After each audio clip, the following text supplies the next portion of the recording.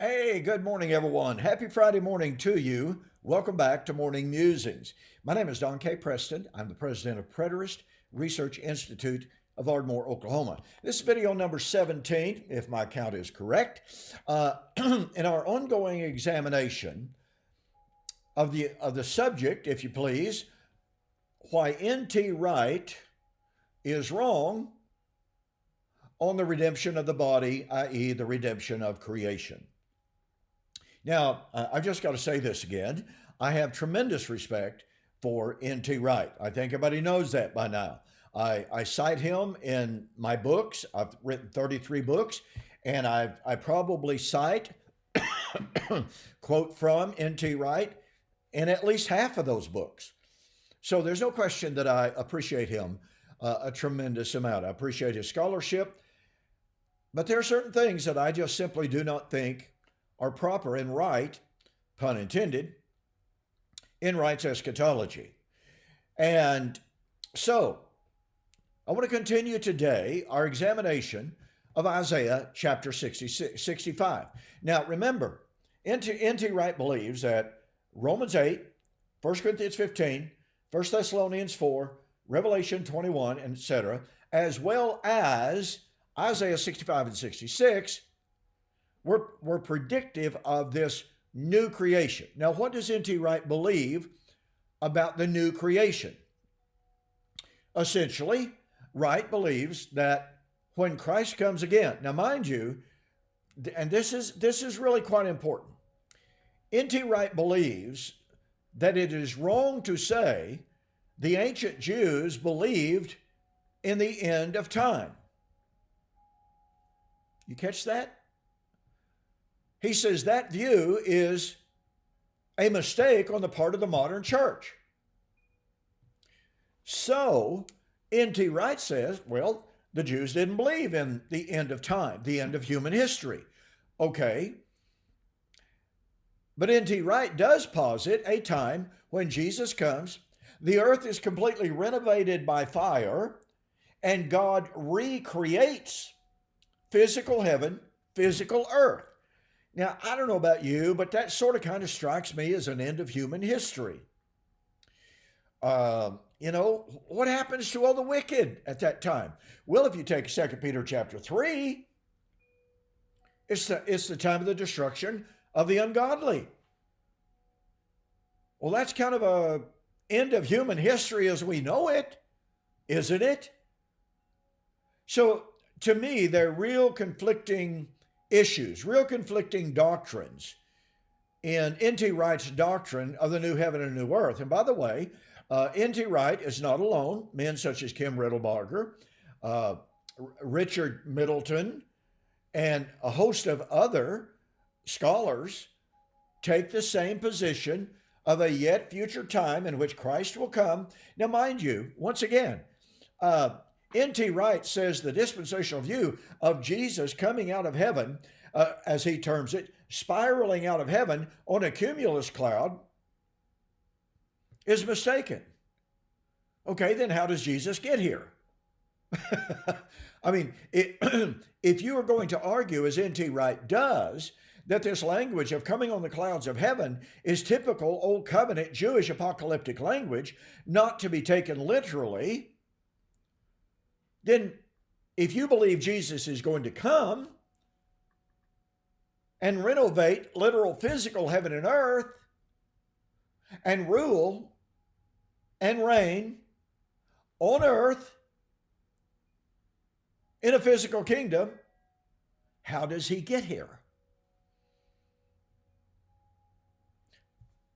Now, it may be an oversight on my part, but I haven't read anywhere where N.T. Wright explains exactly how he envisions Christ getting here to rule on earth in a physical kingdom on a renovated heaven and earth, if it is not Jesus coming out of heaven on the clouds of heaven with power and great glory, which again, he applies to AD 70.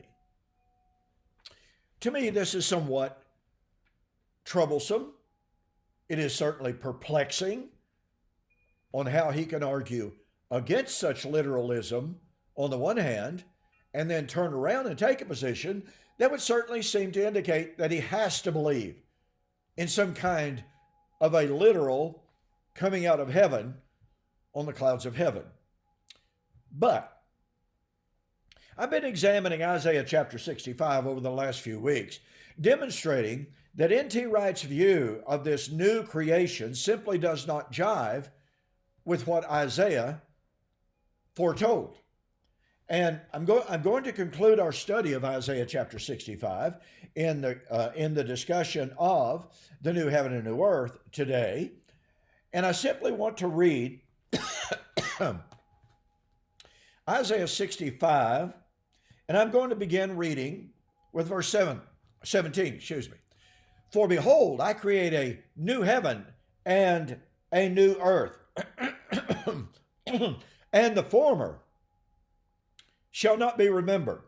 Now, I pointed out to you last week, ladies and gentlemen, one of the very first problems for N.T. Wright in this context is the word remembered. I create a new heaven and a new earth, and the former heaven and earth, will not be remembered. Well, that means that former heaven and earth is gone. And yet N.T. Wright doesn't believe literal physical heaven and earth is ever destroyed. But the language of Isaiah chapter 65 certainly seems to indicate that the old heaven and the old earth, I don't care what you want to make it, okay? It doesn't matter. No matter what you want to make, the old heaven and the old earth of Isaiah chapter 65, it is not remembered anymore. Well, if it's the same heaven and earth, except it's just been renovated, then you can't keep from remembering it. But that misses the point. The point is, see if I can adjust this just a tad. The point is that this former heaven and earth, this first heaven and earth, is a covenantal heaven and earth.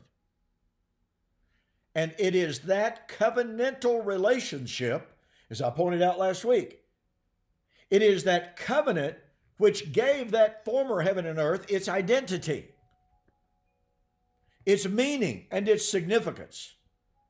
But now that covenant is gone, and the former heaven and earth, since it is no longer in that covenant relationship, is not remembered. Now, in spite of what I just said a moment ago, if the focus is on covenant and it's not on dirt, if the focus is on gleaning meaning from covenant and it's not on bugs, slugs, and mosquitoes, then what I just said is absolutely true. You can have the same identical physical material dirt, bugs, slugs, and mosquitoes, but because the covenant that gave those things their meaning is gone, and a new covenant has been made, then the current dirt, bugs, slugs, and mosquitoes simply take on the significance and the relationship of the new covenant. The old creation is no longer remembered because the covenant is no longer remembered. The new covenant, heaven and earth, gives the new heaven and earth its meaning and its identity. And this is so critical. Well, I got to move on. But be glad and rejoice forever in that which I create. For behold, I create Jerusalem a rejoicing and her people a joy. Now, here's one of the areas in which I must confess, I have a great deal of, how should I express this? I have a whole lot of ignorance in regard to N.T. Wright's view of the New Jerusalem. On the one hand, he takes new heaven and new earth literally, physically, materially. And yet, he doesn't seem, and I emphasize seem, put it in quotation marks, underline it, and put question marks before it, put question marks after it, put question marks under it and above it. Because I cannot find, maybe I just simply have overlooked it, maybe I've read right over it, maybe I've glossed over it, I don't know. I do not remember reading any substantive discussion by N.T. Wright about the New Jerusalem. Now, if the new heaven and new earth is simply a renovated old heaven and no new old earth, then why, upon the same standard of logic, is the New Jerusalem not simply a materially renovated Jerusalem? How can you not argue that? I just don't get it.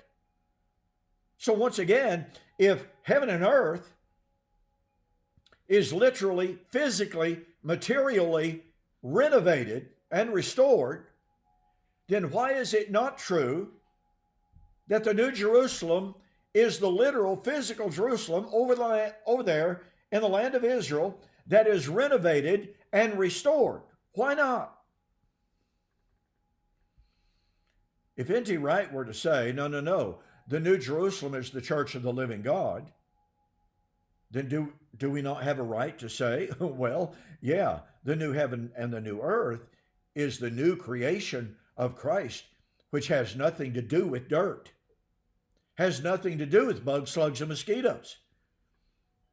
It's our new dwelling place. But I have to hurry here. Promised myself I'd make this video somewhat shorter. Okay. And I will rejoice in Jerusalem, I will joy in my people. Now watch this. And the voice of weeping shall no more be heard in her, nor the voice of crying. Now, N.T. Wright takes that literally. He applies that over here in Revelation chapter 21. There's no more death, there's no more dying, there's no more curse. Okay. As the old saying goes, Houston, we have a problem. There shall be no more thence, that's in the New Jerusalem, in the new heaven and new earth, an infant of days, nor an old man that has not filled his days, for the child shall die. Wait, stop. The child shall die. Well, wait a minute. I thought, and it is N.T. Wright's position, I thought in this new heaven and new earth, in this new Jerusalem, there's no more death. There's no more sorrow. There's no more sighing and no more tears. Well, it says there's no sound of crying here. How do we justify, how do we harmonize the view that says, on the one hand, oh, in the new creation, there's literally no more dying. Oh, but wait a minute. It turns right around and says, a sinner that dies, or a baby that dies 100 years old, shall be considered cursed. Oh, and wait a minute. If there's no more tears, how are there going to be any children, any babies dying, and no tears shed? Listen, folks, we have to understand that Hebraic apocalyptic language was never intended to be pressed to any degree of wooden literalism. There are very, very often in prophetic text in the Old Testament, passages, apocalyptic prophetic passages, one says one thing and another says another. Now, the Western mindset says, well, is it this or is it that? It's either this or it's that. No. In the Hebraic apocalyptic metaphoric world, it's both. Let me illustrate. Not only is that true right here, okay, Isaiah 65, no more death, no dying, no tears. Oh, but wait, then it turns right around and says, babies are dying. Oh, and wait. What about N.T. Wright's view and the view of Middleton and Riddlebarger and others? When the Lord comes, he destroys all sin. Sin and wickedness and all of that stuff, it's gone. Wait a minute. What did I just read? Let's see. There shall be no more thence an infant of days, nor an old man that is not filled his days, for the child shall die 100 years old. But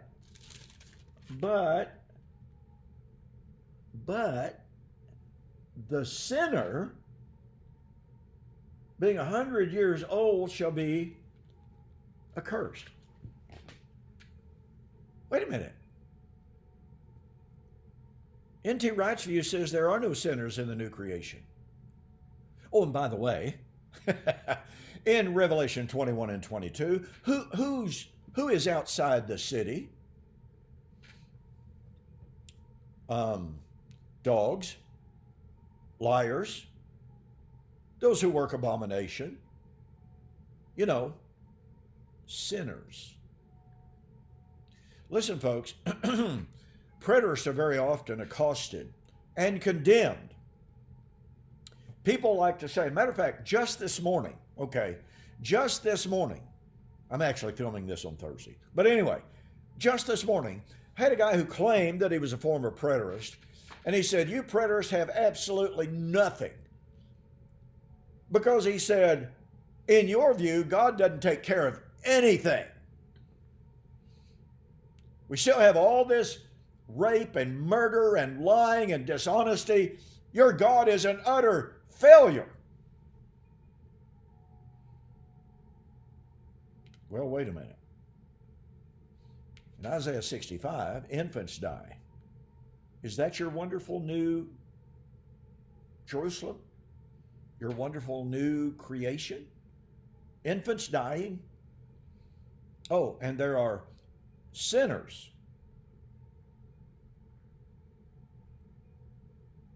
I thought you were telling us that preterists are failures because they teach there's still sin after the day of the Lord. Wait a minute. Isaiah 65. After the destruction of the old creation, there is still sin and there's still death. Well, how do we explain the fact then that over here in Revelation chapter 21, there is no more sin, no sorrow, no death, no crying? Well, if you're going to argue that from a literalistic perspective, you still have to deal with the fact that there's still sin because they're outside the city are dogs, liars, and those who work abomination, you see. So the point of it is, Hebraic apocalyptic is never intended to be taken in some woodenly literalistic manner. And again, let me very quickly illustrate. In Isaiah chapter 11, in the time of the kingdom, the child or the wolf would lay down with the lamb. The cow would lay down with the calf. A child shall play on the hole of the poisonous snake and not be harmed. So there's still lions, wolves in the new creation in the kingdom.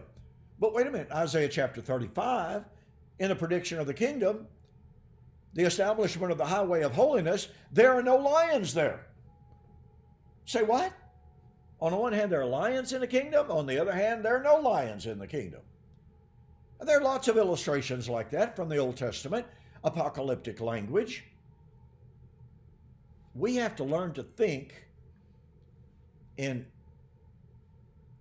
shall I use the term poetry, in metaphor, in imagery, and not think in woodenly, literalistic manners that do cause contradictions in Scripture. So, in summary, N.T. Wright appeals to Isaiah chapter 65 to speak of a yet future coming new heaven, new earth, new Jerusalem. But So far as I know, and listen, if some of you out there have read his books extensively enough to know whether or not he believes in a yet future, literal, renovated city of Jerusalem, please let me know and give me the source, okay? And I'll correct it. But to this date, I don't remember reading anywhere where N.T. Wright speaks of a yet future, restored, renovated, literal physical city of Jerusalem. So, he does believe in a literal physical, restored physical creation. And in that new creation, guess what? Sinners are removed. Yet Isaiah 65 says there are sinners there. In N.T. Wright's new heaven and new earth, there's no more death. But in Isaiah 65, infants and sinners both are dying.